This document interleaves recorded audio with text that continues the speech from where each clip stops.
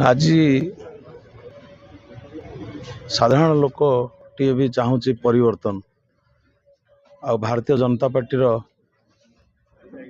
जो कार्यक्रम आ जो भाव में भारतीय जनता पार्टी आज देशर विकास मुखी बर्तमान अच्छी आमर प्रिय प्रधानमंत्री यशस्वी नरेंद्र मोदी जो भाव में गरीब कल्याण योजना हो देशर उन्नति जो विकास हो ये सब जिनस समस्त अनुप्राणित हो आज भारतीय जनता पार्टी रे बहु वरिष्ठ एवं युव बंधु माने योगदान देइछंती। तेणु नियाली निर्वाचन मंडली रे आज भारतीय जनता पार्टी बहुत सुदृढ़ होगाकू जाउची एवं ये जो 2024 जून 1 रे जो निर्वाचन होगाकू जाउची सेतिपई भारतीय जनता पार्टी निश्चित भाव में विजय लाभ करने को जाउची आ विजय लाभ कर निश्चित जानी। तेणु एठी जो भाव में दुर्नीति अनीति भ्रष्टाचार एवं गुरुजन मान को जो भाव में असम्मानित कराई नियाली जनसाधारण जून 1 तारिख रे उचित जवाब देवा को जाउछंती। देखंतु आपको तो मिश्रण पर्व आपण कहउछंती मिश्रण नियाली निर्वाचन मंडल रे मिश्रण सरुने तेणु एटा मिश्रण पर्व नुह ये आम गोटे सुजोग मु कहि जे सुजोग को आम सहित जो मैंने आसुँच गोटे सुजोग भाविक आसुँच बीजेडी सरकार विरोध रे जो सृष्टि विरोध रे जो अवस्था जो सृष्टि सारा ओडिशा रे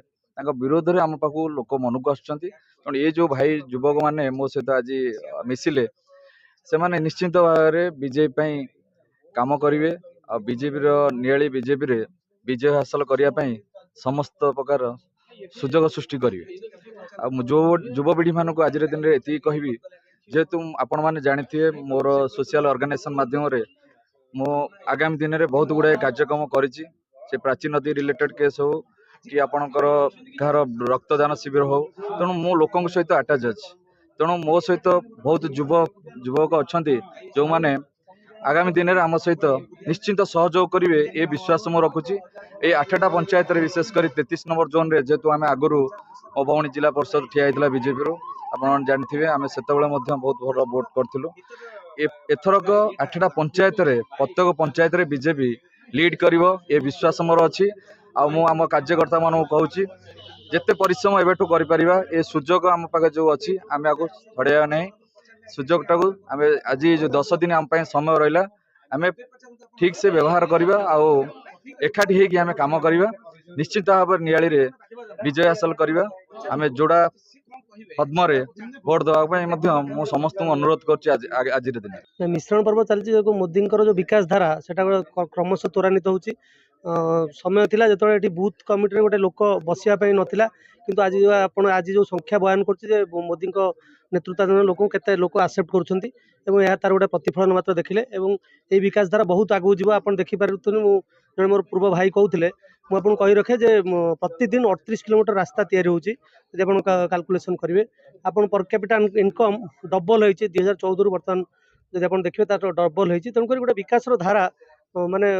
जारी रही है। भारत जो विश्वगुरु आड़ को अग्रसर होती निश्चित भाव भारत गोटे विश्वगुरु हम और विश्वगुरु जी नियंता होती आम यशस्वी प्रधानमंत्री नरेंद्र मोदी नेतृत्व में भारत जो विकास आड़ को जाऊँगी गोटे विकसित राष्ट्र जो 2040 सुधा परिणत हम और निश्चित भाव परिणत हम भारत समस्त को गोटे वार्ता दब जे ये भारत प्रधानमंत्री दिन थिला अमेरिका प्रधानमंत्री आम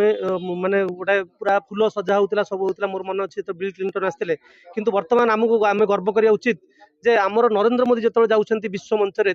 से यथोचित सम्मान मिलूँ। तो यहाँ निश्चित भाव में गर्व विषय भारत को प्रतिनिधित्व करता जन प्रधानमंत्री जड़े श्रेष्ठ प्रधानमंत्री और विश्वर जन अनन्य नेता एवं तांकरी नेतृत्व में आम समस्ते मिलित होती मिशुंट और आगामी दिन न्याय निर्वाचन मंडली गेरुआमय हम ए सन्देह अवकाश नहीं। धीरे धीरे धीरे धीरे जिते समय पाखक आते लोकंर चाहिदा बढ़ुची और सेते लोक बीजेपी आड़ को मुहां परिशेष में आप देखिए निश्चित भाव में शेष result end of the day छवि भाई निश्चित भाव में विजय श्री मंडित होगी नियाली माटी को जो